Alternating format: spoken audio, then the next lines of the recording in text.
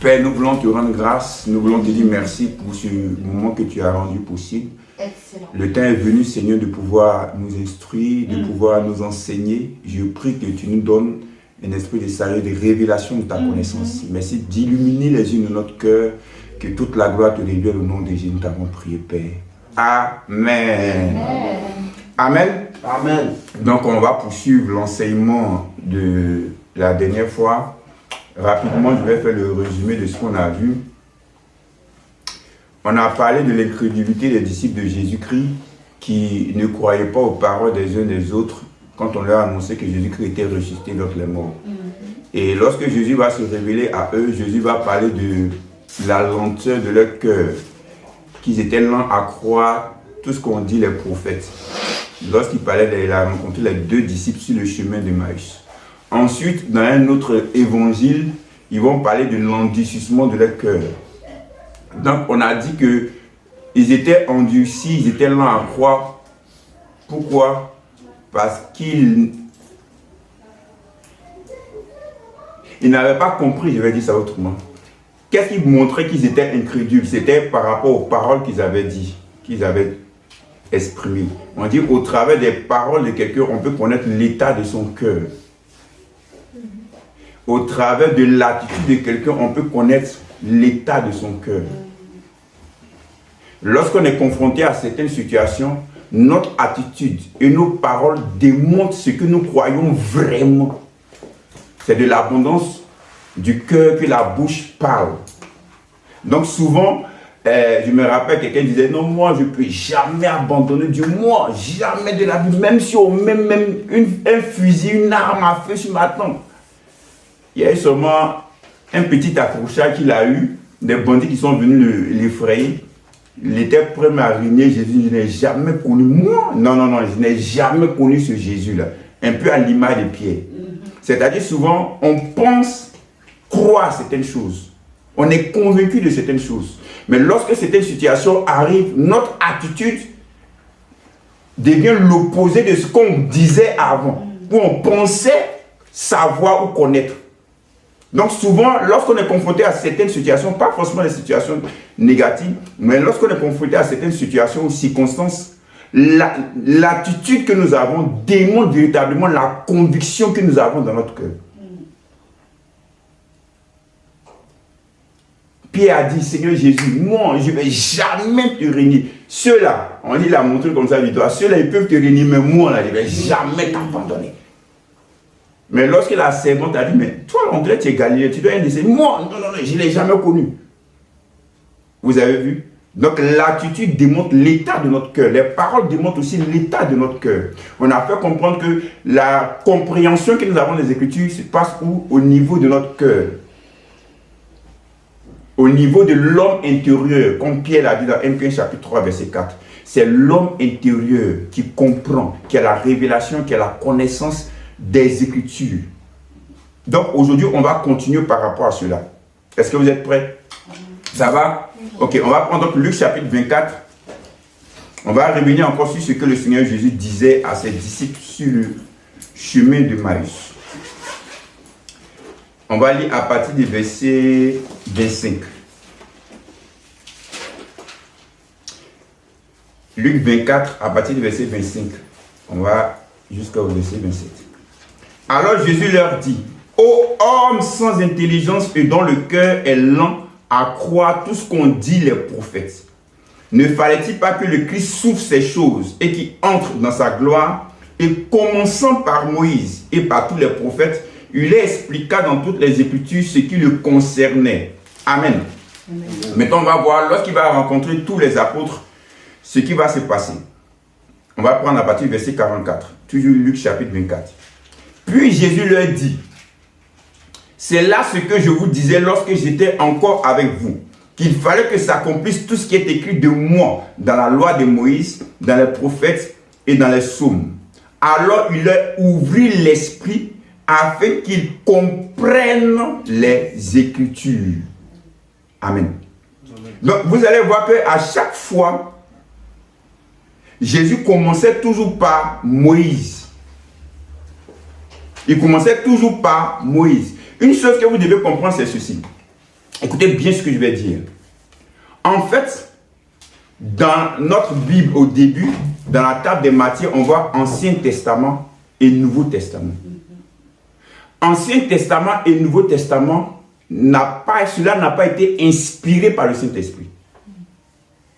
Quand je te dis que toute écriture est inspirée de Dieu, cette division Ancien Testament et Nouveau Testament, ce n'est pas le Saint-Esprit qui est inspiré. Ce sont les traducteurs de la Bible qui l'ont mis pour faciliter notre étude de la Bible. Au temps de Jésus, ce qu'ils utilisaient, c'était Genèse à Malachie. On n'appelait pas ça Ancien Testament. C'est-à-dire quand Moïse écrivait, quand David écrivait, quand Jérémie écrivait, ils ne savaient pas qu'on allait appeler les livres-là, nous, à notre époque, Ancien Testament. Est-ce que vous comprenez ce que je suis en train de dire? Donc, le terme Ancien Testament, dans ce contexte, n'a pas été inspiré par Dieu ou par le Saint-Esprit. Donc, quand 2 Timothée 3, 15, toute écriture est inspirée par Dieu, on parlait de Genèse à Malachie. Yes. Donc, Genèse à Malachie constitue quoi? La parole de Dieu. Donc, Jésus enseignait avec quoi? De Genèse à Malachie. Paul en son temps enseignait avec quoi? De Genèse à Malachie. Jean en son temps enseignait avec quoi? De Genèse à Malachie. Lorsque Paul partait par exemple à Éphèse, lorsqu'il voulait enseigner le peuple de Dieu, il enseignait de Genèse à Malachie. Il n'utilisait pas Éphésiens. Yes. Vous comprenez ce que je suis en train de dire? Il utilisait quoi? De Genèse à Malachie. Donc Genèse à Malachie constitue la parole de Dieu. Donc on ne peut pas dire l'ancienne parole de Dieu et la nouvelle parole de Dieu. Vous comprenez ce que je suis en train de dire? Donc de Genèse à Malachie, comprenez que c'est la parole de Dieu.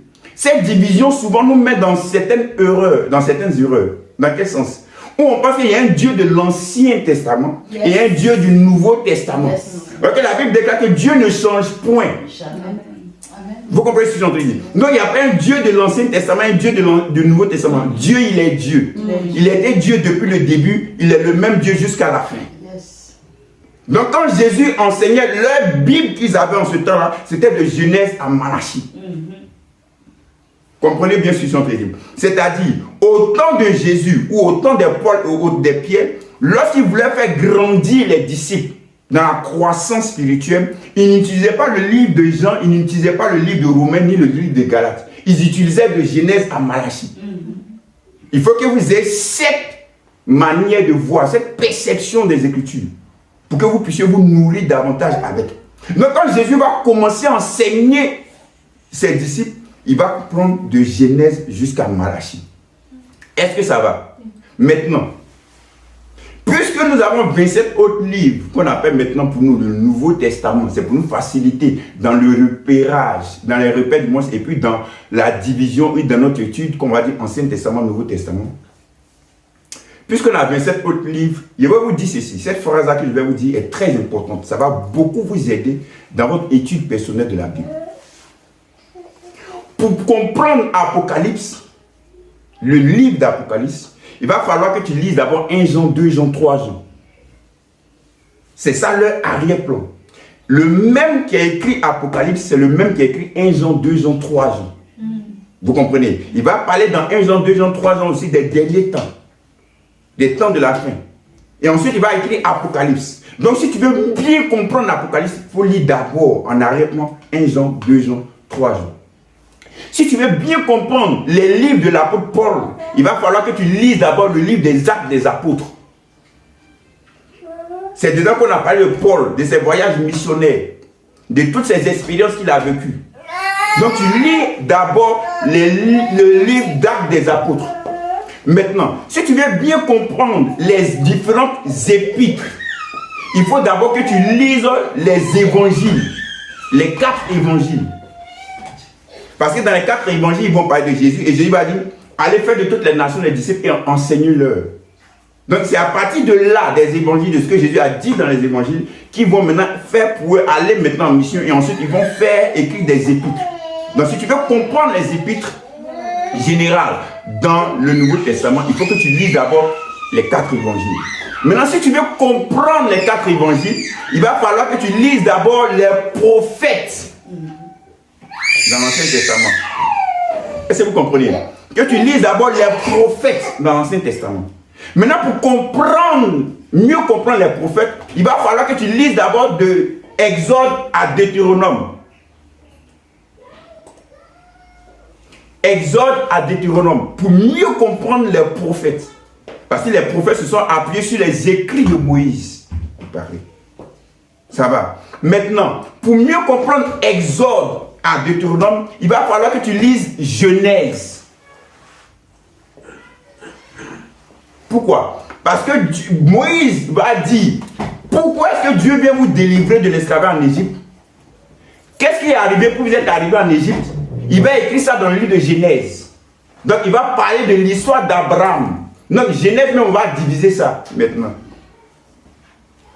Dans le livre de Genèse, chapitre 11 jusqu'à la fin, à la fin du chapitre 11 du moins de Genèse, on commence l'histoire d'Abraham. C'est à partir du chapitre 12 même, c'est bien clair de l'histoire d'Abraham jusqu'à la fin. On dit, c'est parce que Dieu va faire une promesse à Abraham. Est-ce que vous comprenez?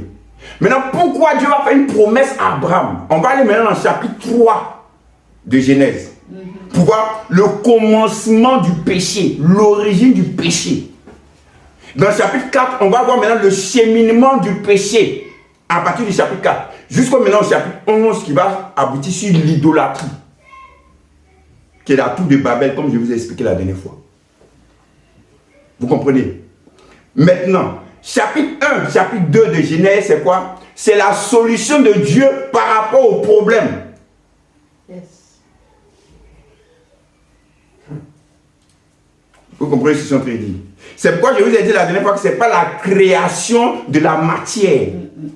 C'était des illustrations, des images pour parler de la solution de Dieu pour le problème qui était là. À partir de Genèse chapitre 3. Est-ce que ça va? Donc, commençons par Moïse. Prêt? On y va. Prenons Genèse chapitre 1. Verset 1. Dans Luc 24, tout à l'heure, on a dit, il leur ouvrit l'esprit afin qu'ils comprennent les Écritures. Comprennent les Écritures ici en grec, c'est mettre les Écritures ensemble. Vous allez voir, lorsque vous allez chercher, mettre les Écritures sous niego, mettre les Écritures ensemble. Tu prends, tu mets les Écritures ensemble. C'est-à-dire, quand tu lis Apocalypse, comme je vous l'ai dit, tu lis aussi Genèse, tu lis aussi Romains, tu lis Romains. Quand tu mets tous ensemble, ça te donne une bonne compréhension de la chose. Je vous parle de cela, pourquoi? Parce que c'est le remède que Christ a utilisé pour pouvoir guérir ses disciples de leur incrédulité. Donc, pour guérir quelqu'un de son incrédulité, c'est par l'enseignement des Écritures. Est-ce que vous comprenez ce que j'ai en train de dire? Non, Genèse chapitre 1. On va aller le verset 1. Au commencement, Dieu créa les cieux et la terre. Verset 2. La terre était informe et vide. Il y avait des ténèbres à la surface de l'abîme et l'Esprit de Dieu se mouvait au-dessus des eaux.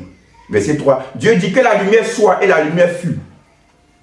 Vous allez voir, au commencement, Dieu créa quoi? Les cieux et la terre. Au commencement, le mot commencement en hébreu c'est Réchif.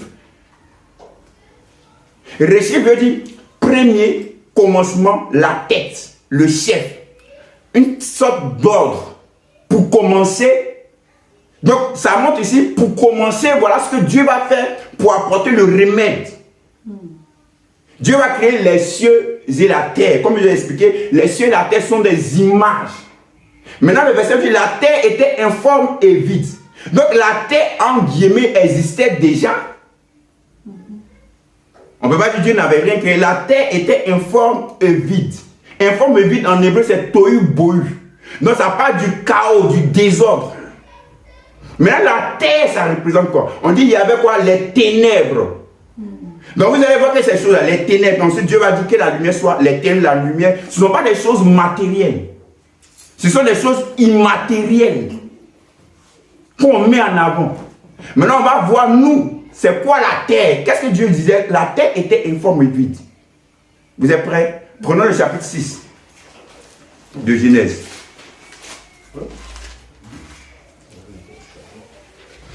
Verset 1. Lorsque les hommes eurent commencé à se multiplier sur la face de la terre et que les filles leur fut née la terre. Ça va? On va lire le verset 5. L'Éternel vit que la méchanceté des hommes était grande sur la terre et que toutes les pensées de leur cœur, donc on parle ici de cœur, se portaient chaque jour uniquement vers le mal. Vous avez vu? Maintenant, regardez le verset 11 et 12. La terre était corrompue devant Dieu. La terre était pleine de violence. La terre ici dont on parle ici, est-ce que c'était la matière? Non. Non. C'était quoi? Les hommes. Quand on dit la terre était corrompue, on ne parle pas de la terre en tant que terre physique. Mais on parlait des hommes, de l'humanité. Et principalement de quoi dans l'humanité? C'est ce qu'on a vu le verset 5. L'Éternel vit que la méchanceté des hommes était grande sur la terre et que toutes les pensées de leur cœur. Donc c'était le cœur. Donc on dit la terre était informe vide. On parlait du cœur de l'homme qui était dans le chaos, dans le désordre. On dit et les ténèbres recouvraient. Les ténèbres. Est-ce que vous comprenez ce qu'on dit? On dit les ténèbres. Donc les ténèbres avaient envahi quoi? Le cœur de l'homme. La première création de Dieu, c'était quoi? La lumière. Que la lumière soit. Et on sait de vous à moi que la lumière, ce n'est pas cette lumière du soleil. Non. Est-ce que vous comprenez? Maintenant, pour comprendre qu'est-ce qu'était la lumière, on va aller maintenant dans Matthieu. Wow. Écoutez ce que la Bible dit dans Matthieu chapitre 4. Matthieu chapitre 4. Après la tentation de Jésus, on va lire à partir du verset 11 pour que vous compreniez le contexte. Alors le diable laissa, le diable a fait de le tenter, le diable laissa, et voici des anges vinrent auprès de Jésus et le servirent. À partir du verset 12, Jésus ayant appris que Jean avait été livré, se retira dans la Galilée. Il quitta Nazareth et vint demeurer à Capharnaüm, situé près de la mer dans le territoire de Zabulon et de Nephtali. Pourquoi? Afin que s'accomplisse ce qui avait été annoncé par Ésaïe le prophète. Qu'est-ce qu'Ésaïe avait annoncé? Verset 15. Le peuple de Zabulon et de Nephtali, de la contrée voisine de la mer, du pays au-delà du Jourdain et de la Galilée des païens, ce peuple assis dans les ténèbres a vu une grande lumière. Et sur ceux qui étaient assis dans la région de l'ombre de la mort, la lumière s'est levée. Dis Amen. Amen, amen, amen, amen. Wow. Donc vous comprenez? Yes. Donc dans leur incrédulité, dans leur ignorance de Dieu, dans leur séparation de Dieu, ils étaient dans le chaos. Donc ils étaient dans les ténèbres. Donc l'humanité était dans les ténèbres. L'humanité était dans le désordre. Le cœur de l'homme pensait qu'au péché, péché, péché. Donc le cœur de l'homme était dans le chaos. Donc le remède de Dieu par rapport à cela, c'est quoi? Que la lumière soit. Yes. En réalité, en hébreu, c'est pas que la lumière soit. C'est lumière soit. Ouais. C'est que la lumière soit, c'est-à-dire je peux appuyer l'interrupteur. C'est-à-dire la lumière est en dehors de moi. Parce que je vais appuyer le contact pour que la lumière vienne. Mais en hébreu, c'est formulé de telle sorte que la lumière et celui qui parle sont ensemble. Yes. Ne font qu'un. Donc la lumière, c'est qui? C'est Jésus. C'est Dieu. C'est Dieu. C'est là quand il a Amen, amen, amen, amen, amen, amen. Dieu est la lumière de l'homme. Amen. Est-ce que vous comprenez? Que la lumière soit et la lumière fut. Maintenant on dit, Dieu vit que la lumière était bonne et Dieu sépara. Une chose que vous ne devez pas oublier, c'est quoi? C'est que quand Moïse écrivait cela, Moïse ne pensait pas à Samuel, il ne pensait pas à Dieu. Il pensait au peuple d'Israël. Yes. Qui était en train de sortir de l'esclavage en Égypte, qui était sorti, qui était donc dans le désert. Donc il parlait le langage que eux ils comprenaient. Donc séparer la lumière d'avec les ténèbres, c'est quoi? Séparer ceux qui sont de Dieu d'avec ceux qui ne sont pas de Dieu. Jésus peut dire, vous êtes dans le monde, mais vous n'êtes pas du monde. Yes. Maintenant, regardez ce que Colossiens 1 dit. Colossiens chapitre 1. On va lire à partir du verset 13. Colossiens chapitre 1, verset 12 à 13. Rendez grâce au Père qui vous a rendu capable d'avoir part à l'héritage des saints dans la lumière. Il nous a délivrés de la puissance des ténèbres et nous a transportés dans le royaume de son Fils bien-aimé. Donc il nous a fait sortir de quoi? De la puissance des ténèbres. Donc il nous a séparés des ténèbres. Pour nous faire entrer dans le royaume de lumière. Yes. Maintenant, tout à l'heure, il dit que Dieu est lumière. 1 Jean chapitre 1.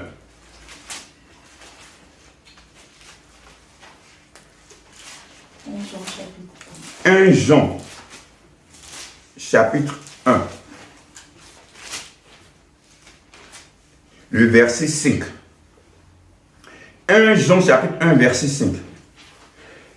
Le message dans certaines versions ou la bonne nouvelle que nous avons apprise de lui et que nous vous annonçons, c'est que Dieu est lumière et qu'il n'y a point en lui de ténèbres.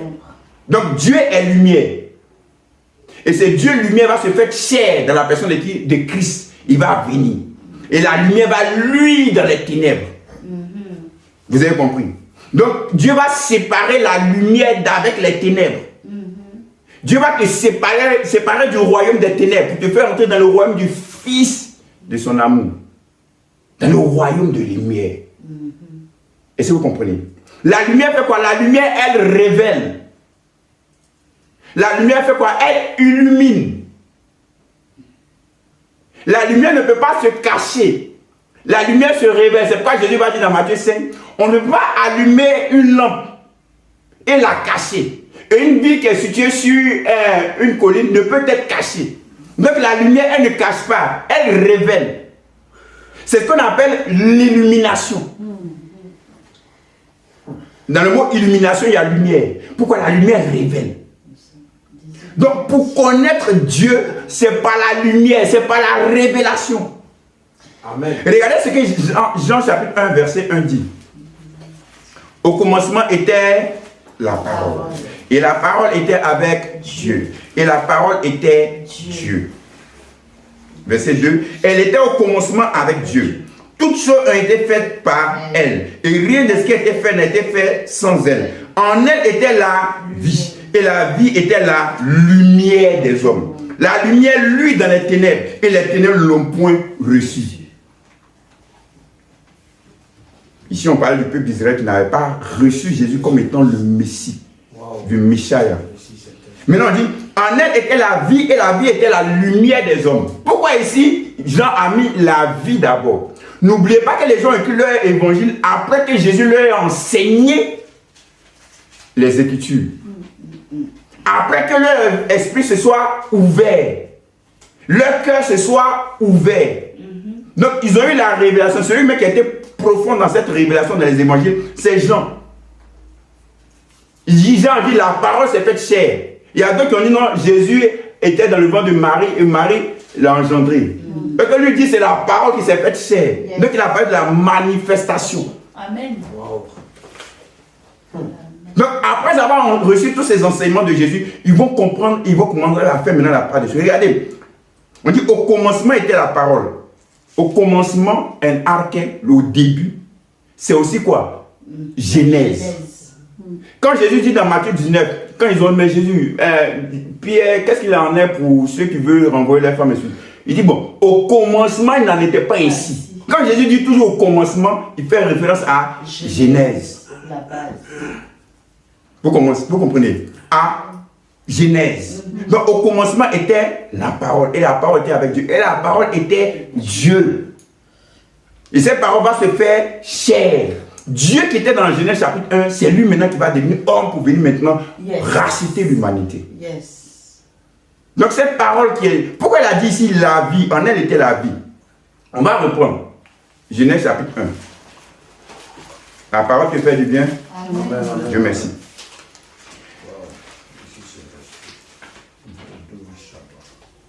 On va lire verset 2. La terre était informe et vide, il y avait des ténèbres à la surface de l'abîme, et l'Esprit de Dieu se mouvait au-dessus des eaux. L'Esprit de Dieu se mouvait au-dessus des eaux. Roi Elohim. Et l'Esprit de Dieu se mouvait au-dessus des eaux. Les eaux ici, en général, dans le langage idiomatique de Moïse, c'était quoi? Représentent les nations, les peuples. Donc l'Esprit de Dieu se mouvait au-dessus des eaux. L'Esprit de Dieu se mouvait au-dessus du cœur des hommes, des peuples. C'est-à-dire, l'Esprit en hébreu, il a dit c'est quoi? C'est roi. En grec, c'est pneuma. Ça veut dire souffle, ça veut dire l'air, ça veut dire... Le souffle, c'est quoi? Quand on dit le souffle de vie. Yes. L'Esprit représente quoi? La vie. Yes. Donc on dit tu as reçu l'Esprit de Dieu, on dit tu as reçu la vie de Dieu. Yes. Donc tu ne peux pas avoir la vie éternelle, la vie de Dieu, si tu n'as pas le Saint-Esprit. C'est pourquoi je veux parler à quelqu'un. Tu as déjà le Saint-Esprit en toi. Amen. Parce que tu as reçu Christ, donc tu as la vie de Dieu. Le Saint-Esprit, c'est la vie de Dieu. Comment Moïse va représenter Dieu qui est invisible? Il va représenter Dieu qui est invisible par une image qui semble invisible mais qui est réelle. Donc il va prendre quoi? Le souffle, l'air, le rouac. C'est pourquoi Jésus va dire à la femme samaritaine, on adore Dieu en esprit et en vérité. Parce que Dieu est invisible. Yes. Comme le souffle que tu respires est invisible. Mais il est là. Yes. C'est ça qui te tient. Yes. Est-ce que vous comprenez? Donc, Dieu est invisible. L'Esprit de Dieu se meut sur les nations, sur les peuples. Donc, l'Esprit de Dieu, c'est la vie de Dieu. Donc, tu ne peux pas avoir la révélation de Dieu sans la présence de l'Esprit de Dieu. Jamais. Sans l'action de l'Esprit de Dieu. Jamais. C'est impossible. Impossible. C'est l'Esprit de Dieu qui vient maintenant illuminer ton esprit, illuminer ton cœur. On a dit la dernière fois que ton cœur, c'est quoi? C'est ton esprit, c'est ton homme caché. Ce que ton corps a caché qu'on ne voit pas, mais qui existe.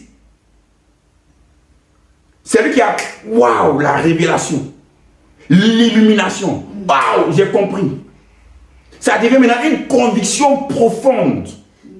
Personne ne peut t'enlever cela. Tu es prêt même à mourir pour ça. Ce n'est pas seulement une connaissance intellectuelle, mais c'est une conviction profonde qui tient tes tripes, qui tient ton esprit, qui tient ton âme. Vous avez vu? Donc par l'action de l'Esprit de Dieu. Regardez, on va aller dans 2 Corinthiens chapitre 4. 2 Corinthiens chapitre 4. On va aller à partir du verset 3. Si notre évangile est encore voilé, il est voilé pour ceux qui périssent, pour les incrédules dont le Dieu de ce siècle a aveuglé l'intelligence, afin qu'ils ne voient pas briller la splendeur de l'évangile de la gloire de Christ qui est l'image de Dieu. Donc c'est l'intelligence qui est aveuglée. Il y a comme un voile sur leur intelligence. Maintenant regardez le verset 5 à 6. Nous ne prêchons pas nous-mêmes. C'est Jésus-Christ le Seigneur que nous prêchons. Et nous nous disons vos serviteurs à cause de Christ. Verset 6. Car Dieu qui a dit, la lumière brillera du sein des ténèbres, qu'on a vu tout à l'heure dans Genèse, a fait briller la lumière dans nos cœurs pour faire resplendir la connaissance de la gloire de Dieu sur la face de Christ. Donc la lumière, quand Dieu dit que la lumière soit, que la lumière brille, c'est pour faire briller cette lumière dans ton cœur. Donc, leur intelligence est aveuglée. Donc, quand on dit leur intelligence est aveuglée, il y a un voile dessus. Donc, le voile n'est pas sur les Écritures. Non. Le voile est sur notre intelligence. L'intelligence est la porte pour atteindre ton cœur. Ton cœur et ton intelligence se mettent en accord. Et il y a la révélation. Est-ce que vous comprenez? Donc, je reprends. Le voile n'est pas sur les Écritures. C'est-à-dire, les mêmes Écritures que je suis en train de vous prêcher, vous avez la révélation maintenant. Ces Écritures ont existé depuis plus de 2000 ans, 4000 ans. Vous avez vu, ah, mais ce verset, il y a toujours lu ça, non? Donc, il a toujours été le même, le verset, le passage biblique que tu lis. C'est ça. Maintenant, il y a une lumière qui jaillit dans ton cœur. Le voile qui est déchiré. Et tu as la révélation de cela. Tu as l'illumination de cela. C'est par l'action du Saint-Esprit dans ton cœur pour entrer, par ton intelligence pour entrer jusqu'à ton cœur, à ton homme intérieur. Quand on dit donc, Jésus leur ouvrit l'esprit. Comment Jésus a ouvert l'esprit des disciples? par les paroles qu'il a données. Au travers des paroles que Jésus donnait, le Saint-Esprit s'est saisi de ces paroles pour illuminer le cœur. D'où maintenant, vous allez comprendre maintenant ce verset que j'ai l'habitude de vous dire. Jean chapitre 20.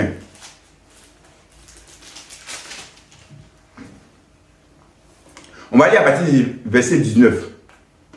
Le soir de ce jour qui était le premier jour de la semaine, les portes du lieu, Jean chapitre 20 à partir du verset 19. Les portes du lieu où se trouvaient les disciples étant fermées à cause de la crainte qu'ils avaient des Juifs, Jésus vint, se présenta au milieu d'eux et leur dit, « La paix soit avec vous. » Et quand il lui dit cela, il leur montra ses mains et son côté.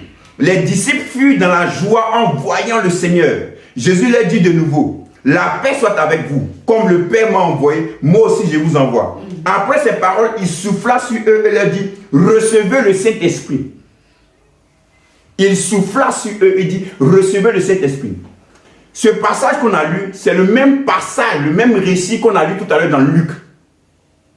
C'est le même récit aussi dans Matthieu 28, à l'effet de toutes les nations des disciples. C'est ça. Dans Actes chapitre 1, regardez ce que Actes chapitre 1 nous dit, pour resituer le contexte. Actes chapitre 1. Il faut que l'Esprit de Dieu t'éclaire totalement. Actes chapitre 1, verset 3. Après que Jésus eut souffert et que Jésus leur apparut vivant et leur en donna plusieurs preuves, se montra à eux pendant 40 jours et parlant des choses qui concernent le royaume de Dieu. Donc pendant 40 jours, Jésus va leur enseigner les choses qui concernent le royaume de Dieu. Jésus va leur enseigner les Écritures. Donc on dit Jésus, commençant par Moïse, ensuite les prophètes et les psaumes, leur enseignant, ce ne s'est pas fait en un jour, ça s'est fait en 40 jours. Jésus va leur enseigner cela. C'est ça. Vous comprenez? Donc ils vont résumer cela, ces différents récits. Donc Matthieu va résumer cela, Marc va résumer cela, Luc va résumer cela, Jean aussi va résumer cela. Maintenant Jean lui va dire, il va quoi? Souffler sur eux en disant, recevez l'Esprit, le Saint-Esprit. Ce n'est pas qu'il y avait beaucoup de ces disciples qui étaient réunis et puis je dis, non, non. Le mot souffler en grec c'est emphusao. Ça existe une seule fois dans tout le Nouveau Testament. C'est-à-dire, envoyer la vie depuis l'intérieur de l'être humain. Wow. Envoyer la vie à l'intérieur de soi. M, c'est à l'intérieur. Foi, c'est souffler. Germer. Donc la révélation qui germe à l'intérieur de soi. Donc quand Jésus dit recevez le Saint-Esprit, c'est-à-dire au travers des enseignements que Jésus a donnés, par l'action du Saint-Esprit, l'illumination va jaillir dans leur cœur. C'est comme c'est ce que Luc Béca dit, il leur ouvrit l'esprit. Réveil. Vous comprenez ce que je suis en train de dire? Donc la lumière va jaillir dans leur cœur. Ce n'est pas que Jésus va souffler dans leur narine. Regardez, ce mot-là, dans la version grecque de l'Ancien Testament, qu'on appelle l'Ancien Testament, on retrouve ce même mot dans Genèse chapitre 2. On dit il existe là-bas aussi une seule fois. Verset 7. Genèse 2, verset 7. L'Éternel Dieu forma l'homme de la poussière de la terre. Il souffla dans ses narines un souffle de vie et l'homme devint un être vivant. Ce n'est pas que Dieu va mettre ses narines sur les narines d'Adam. Non. Non. C'est-à-dire Dieu va donner la vie. C'est ça. Il va faire jaillir la vie à l'intérieur d'Adam. Donc c'est le même mot emphusao que vous retrouvez dans la version grecque de l'Ancien Testament. Amen. Donc donner la vie depuis l'intérieur de la personne. Donc quand Jésus dit, quand Jean dit, Jésus a dit recevez l'Esprit, puis Jésus souffla sur eux, c'est-à-dire Jésus au travers des enseignements qu'il a donnés, il y a eu la révélation, l'illumination qui va jaillir à l'intérieur d'eux, qui vont avoir la vie par le Saint-Esprit. Est-ce que vous comprenez? Regardez, on va prendre 2 Rois, chapitre 6. C'est le prophète Élisée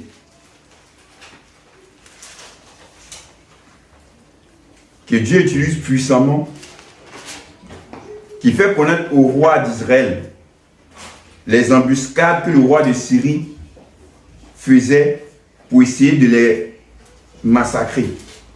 Mais le prophète Élisée qui était, amen, le prophète Élisée qui était en Israël faisait savoir au roi d'Israël tout ce que le roi de Syrie disait dans sa chambre. Est-ce que vous comprenez? Tout ce que le roi de Syrie... Donc le roi de Syrie était embêté. Mais attends, quel est le traître qui à chaque fois va dévoiler nos plans à notre ennemi? Et il y a un de ses serviteurs qui a dit, ah, c'est pas nous, c'est le prophète Élisée, là, c'est lui. Il y a un prophète qui a dit, c'est lui qui sait tout. Il dit, bon, allez me le chercher. Donc Élisée était avec son disciple dans la ville de Dothan. Regardez ce qui va arriver. 2 Rois chapitre 6. À partir du verset 15. On va lire à partir du verset 8 pour que vous puissiez revoir le contexte.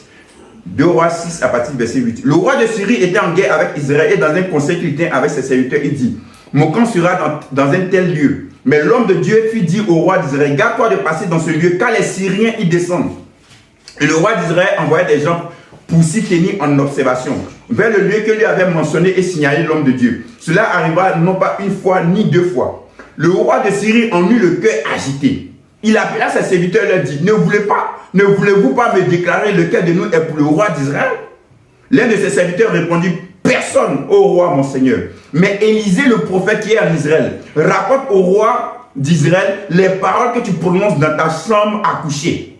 Et le roi dit, allez et voyez où il est et je le ferai prendre. On vint lui dire, voici il est à Dothan. Il y envoya des chevaux, des chats et une forte troupe qui arrivait de nuit et qui enveloppait la ville. Verset 15. Le serviteur de l'homme de Dieu se leva de bon matin et sortit. Et voici une troupe entourait la ville avec des chevaux et des chats. Et le serviteur dit à l'homme de Dieu, ah mon Seigneur, comment ferons-nous? Verset 16.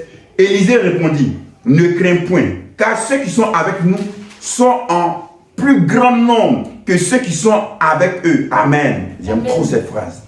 Verset 17. Élisée pria et dit, Éternel, ouvre ses yeux pour qu'il voie. Et l'Éternel ouvrit les yeux du serviteur qui vit la montagne pleine de chevaux et de chars de feu autour d'Élisée. Vous comprenez l'histoire? Donc, il y avait donc des chars de feu qui étaient quoi? Des anges. Qui entouraient même les soldats, même les soldats syriens.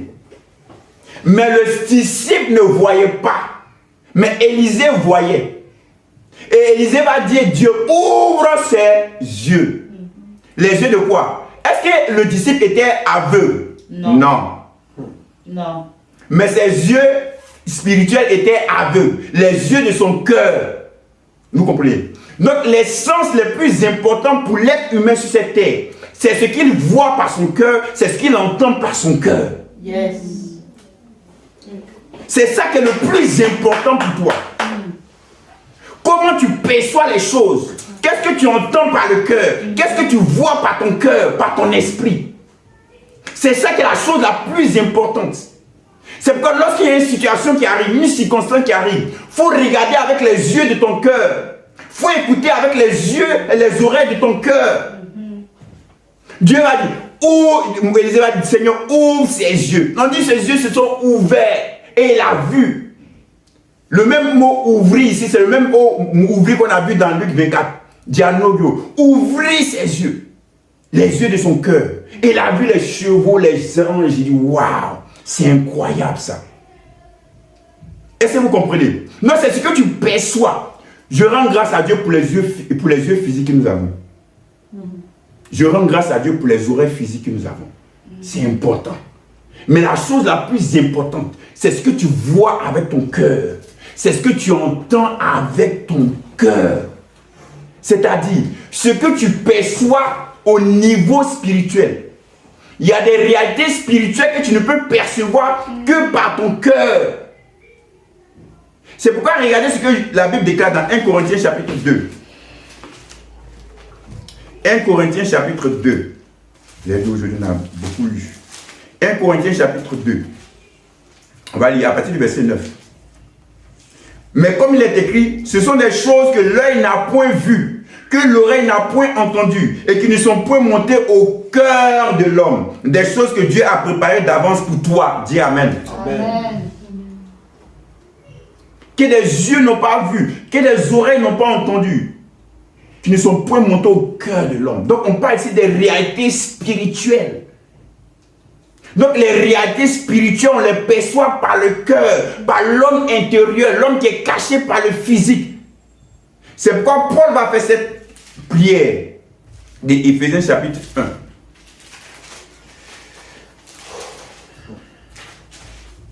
Éphésiens 1. On va lire à partir du verset 16. Je ne cesse de rendre grâce pour vous. Je fais mention de vous dans mes prières, afin que quoi? Le Dieu de notre Seigneur Jésus-Christ, le Père de gloire, vous donne un esprit de sagesse et de révélation dans sa connaissance. Donc la sagesse de l'esprit qui est la connaissance. Verset 18.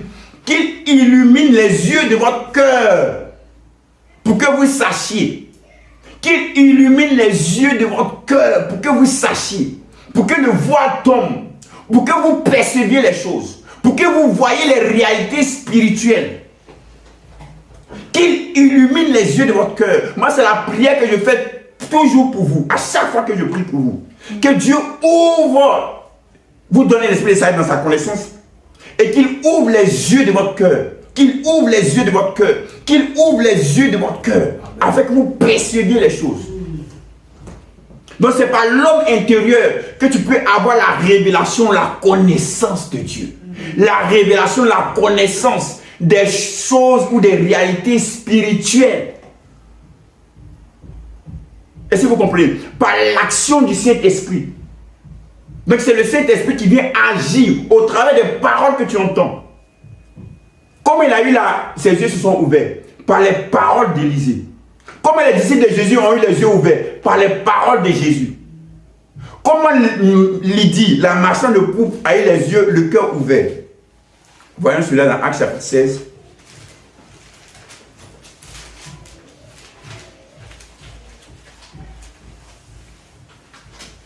Actes chapitre 16.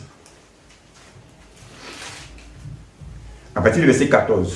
L'une d'elles, nommée Lydie, marchande de pourpre de la ville de Thyatire, était une femme craignant Dieu et elle écoutait.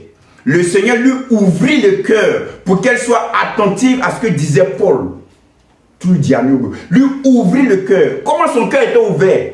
Par l'action du Saint-Esprit au travers des paroles qu'elle écoutait. Amen. Donc c'est par les paroles que nos yeux sont ouverts. Yes. C'est pourquoi je vous dis toujours que les enseignements sont importants. Vous savez, dans votre intimité, lorsque le Seigneur vous donne aussi des paroles, ça ouvre votre cœur. Il y a comme une illumination, une révélation. Tu ne voyais pas les choses comme ça. Maintenant, tu les vois. Tu dis, waouh, le voile quitte. Le voile se déchire.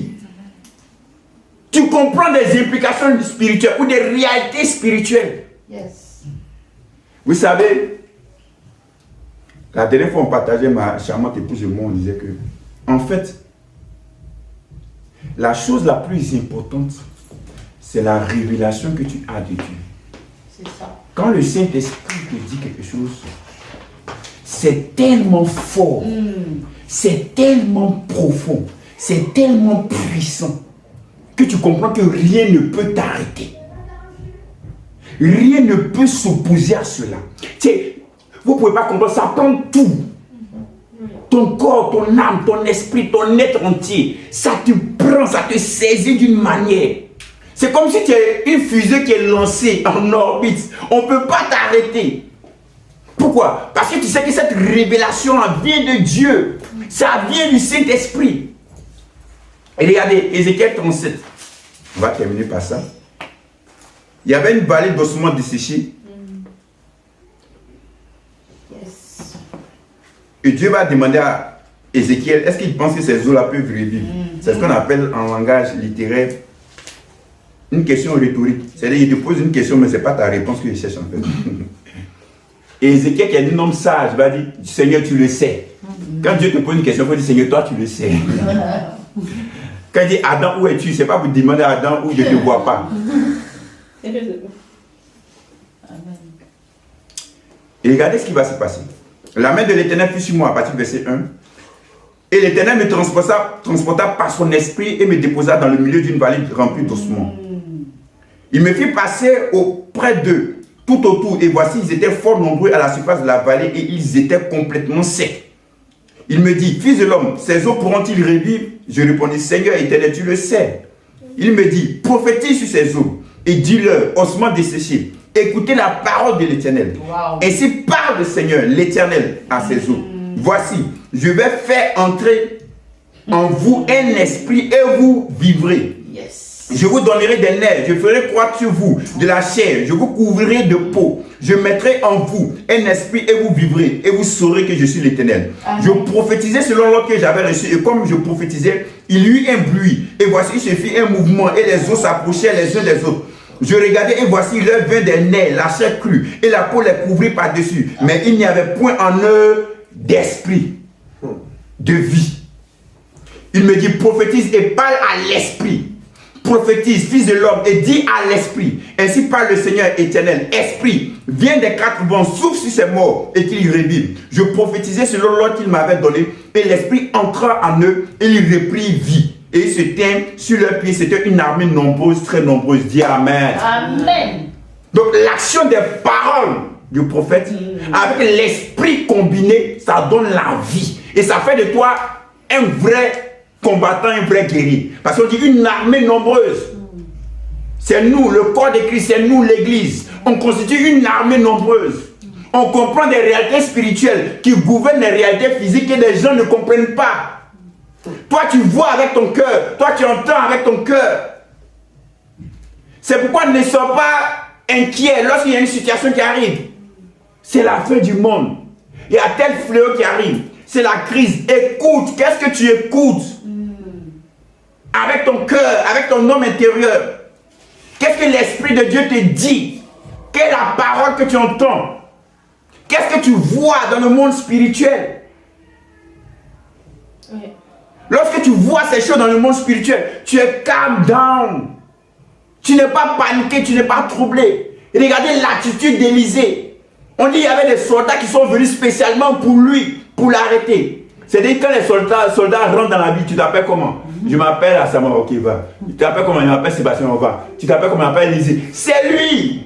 C'est-à-dire spécialement pour lui. Donc normalement, c'est lui qui doit être le plus troublé. C'est même pas pour Géasi. C'est-à-dire s'il voit Géasi, on dit, ok, quitte là-bas, on n'a pas besoin de toi, quitte là-bas. On dit, c'est Élisée, on veut. Mais Élisée, pour qui ils sont venus, il était tranquille. Mais Géasi, pour qui ils ne sont pas venus, il était effrayé. La différence des attitudes est déterminée par quoi? Parce qu'il voyait. Élisée voyait les anges. Il dit toujours, ne vois pas les démons. La Bible déclare dans 1 Corinthiens 12 que l'un des dons que nous avons dans les dons spirituels, c'est quoi? Le don de discernement des esprits. La Bible ne dit pas le don de discernement des mauvais esprits. On dit le don de discernement des esprits. Donc tu vas voir aussi des anges, dis Amen. Amen. Abraham a rencontré des anges, dis Amen. Amen. Jacob a rencontré des anges, dis Amen. Amen. David a vu des anges, dis Amen. Amen. C'est pas qu'à ceux qui vont avoir des démons, des démons, des démons. Non, non, non, tu n'es plus dans le royaume des ténèbres. Tu es dans le royaume de lumière. Amen. Et dans le royaume de lumière, tu vois les anges de lumière. Amen. Les anges saints. Donc avec cette faculté que tu as, tu es capable de voir les anges. Amen. Tu vois les anges qui sont à l'œuvre pour toi. Les anges qui disent, mon enfant, ma fille, ne t'inquiète pas. Je suis en train de tout planifier pour toi. Ton ange qui dit, non, ne t'inquiète pas. Tu vas voir d'ici peu, les choses vont rentrer en ordre. Parce que tu sais que c'est le spirituel qui gouverne le physique. Alléluia. Amen. Alléluia. Amen, amen. Wow. Tu dois être l'homme le plus béni, l'homme le plus tranquille, l'homme le plus heureux. Parce que tu as une compréhension d'une réalité que les autres n'ont pas. La Bible, Jésus va dire dans la Bible, Abraham a désiré voir mon jour. Abraham l'a vu, il s'est réjoui. Amen. Toi, tu vois, réjouis-toi. Amen. Il faut être dans la joie. C'est pourquoi Paul va dire dans Romains 14, verset 17, le royaume de Dieu, c'est quoi? C'est la justice. C'est quoi? C'est la joie et c'est la paix par le Saint-Esprit. Si Melchisédek, c'est le roi de justice qui est venu rencontrer Abraham. La justice. Lorsque Abraham a vu, Abraham s'est réjoui, la joie. Et Dieu lui a proclamé quoi? Une parole de paix. La paix. Par quoi? Par le Saint-Esprit. Comment Abraham a vu Jésus? Alors que Dieu s'est fait chercher seulement dans les évangiles. Mais comment est-ce que Abraham l'a vu? Abraham l'a vu spirituellement par révélation. Amen. Et et il s'est réjoui. Donc toi, quand tu vois les choses par révélation, réjouis-toi. Gloire à Dieu. J'ai une vision pendant qu'ils sont en train de prêcher. Je vois quelqu'un, l'Esprit de Dieu me parle de quelqu'un qui est en train de nous suivre. L'Esprit de Dieu me dit que les choses étranges qui t'arrivaient, les mauvaises choses qui t'arrivaient, maintenant à cause de l'illumination, de la révélation de l'Esprit que tu reçois dans ton cœur maintenant ces choses-là changent. Tu ne vas plus voir ces choses-là. Tu ne vas plus expérimenter ces choses-là. Je vois la puissance du Saint-Esprit qui change tout en toi. Je te vois comme assis dans les ténèbres.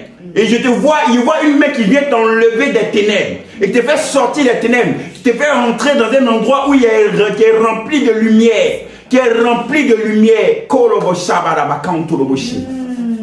Pendant qu'ils sont en train de parler, il y a une autre vision. Je vois quelqu'un qui est couché, qui est malade. Tu as du mal à te lever. Et pendant que tu es en train d'écouter, l'Esprit de Dieu te dit maintenant de te lever, de marcher. Lève-toi et marche. Lève-toi et marche. Tu es guéri. Reçois la lumière de l'évangile. La splendeur de l'évangile dans ton cœur. Christ a fait sortir des ténèbres. Christ a fait sortir de la séduction, de la subtilité, des ruses, du mensonge de l'ennemi, pour te faire entrer dans la vérité de l'évangile. Alléluia.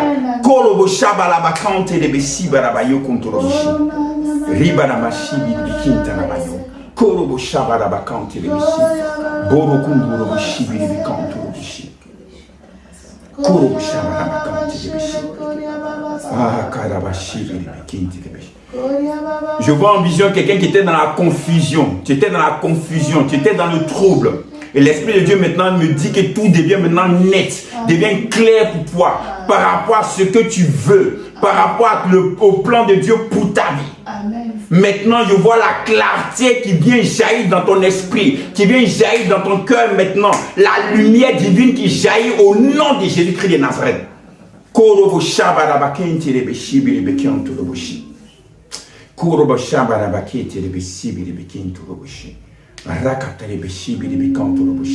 J'ai une vision et dans cette vision, je vois quelqu'un qui est en train d'écouter. Et tu sens quelque chose qui brûlait dans ton cœur pendant qu'il est en train d'enseigner. Et pendant qu'il est en train de parler, je vois comme l'Esprit de Dieu qui vient se poser sur toi. Je vois comme si tu veux une colombe qui vient se poser sur toi. Et cette colombe-là, le Saint-Esprit me dit que c'est l'Esprit de Dieu qui est en toi. Il me dit, tu as déjà l'Esprit en toi. Tu as déjà la vie en toi. Lève-toi et agis. Lève-toi et avance. Lève-toi et pose des actes. Parce que l'Esprit de Dieu est déjà en toi. Ne doute pas de cela.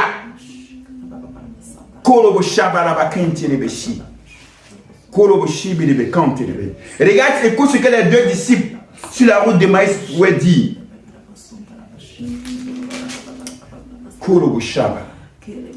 Alors leurs yeux s'ouvrirent et le reconnurent, mais il disparut devant eux. Et se dit l'un à l'autre, notre cœur ne brûlait-il pas au-dedans de nous lorsqu'il nous parlait en chemin et nous expliquait les Écritures? Notre cœur ne brûlait-il pas en nous?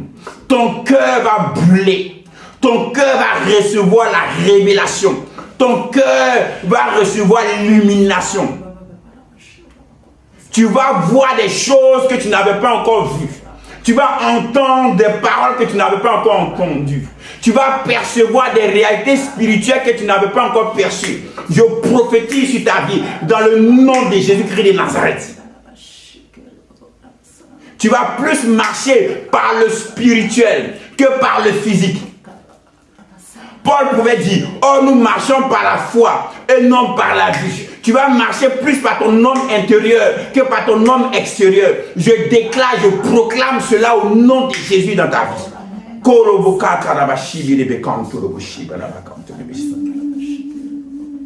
Il y a quelqu'un qui dit dans son cœur pendant qu'il est en train de prophétiser, Seigneur, il y a trop d'ennemis autour de moi. Le Seigneur me dit, arrête de voir tes ennemis. Vois plutôt tes amis. Vois plutôt les anges qui sont avec toi. Et Dieu te fait sortir du milieu de tes ennemis. Tu as déjà la victoire en Christ. Tu vas voir cette victoire se matérialiser dans ta vie.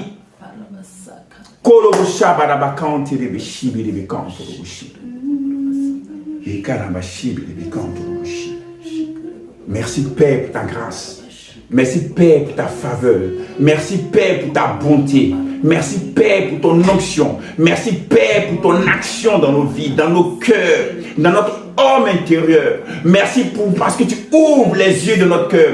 Merci parce que tu ouvres les oreilles de notre cœur. Merci parce que tu nous donnes de percevoir cela. Tu nous donnes de percevoir ces réalités spirituelles. Et tu nous donnes de marcher dans la paix, dans la tranquillité, dans la foi, dans la sérénité. Parce que nous voyons des choses spirituelles. Parce que nous sommes des hommes de l'esprit. Parce que nous sommes des femmes de l'esprit. Nous sommes des femmes de l'esprit. Je veux prophétiser sur vous. L'Esprit de Dieu me dit, dans cette nouvelle année qui est en train d'arriver, Dieu va élever des femmes. Dieu va faire lever des femmes. Les femmes, c'est à vous que la parole s'adresse. Dieu va faire lever des femmes. Dieu va faire lever des femmes de l'esprit. Des femmes de l'esprit. Des femmes de l'esprit qui vont voir avec les yeux, qui vont entendre avec le cœur.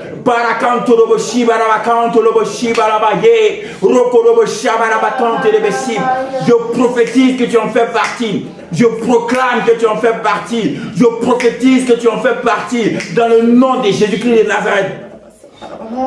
Tu es la lumière du monde. De même que Jésus était la lumière du monde. Femme, tu es la lumière du monde. Le Saint-Esprit veut passer par toi pour éclairer, pour illuminer les autres, pour les faire sortir des ténèbres. Le temps est arrivé pour toi de te lever. Je proclame cette onction sur ta vie. Je proclame cette onction sur ta vie. Je proclame cette capacité sur ta vie. En esprit, ma main est posée sur toi. Et tu reçois cette onction au nom de Jésus-Christ de Nazareth. L'Esprit de Dieu me dit, tu vas remporter de grandes batailles. Femme, tu vas remporter de grandes batailles. Tu vas remporter de grandes batailles. Marque ça sur ton cœur. Écris ça sur ton cœur. Sur la table de ton cœur. Tu vas remporter de grandes batailles. Des choses que tu n'imaginais pas. Merci Père pour ta grâce. Merci Père pour ta grâce. Nous t'aimons Père parce que tu nous as aimé le premier. Béni sois-tu Père pour ta faveur, pour ta grâce dans nos vies. Que le peuple de Dieu soit béni, éclairé et illuminé.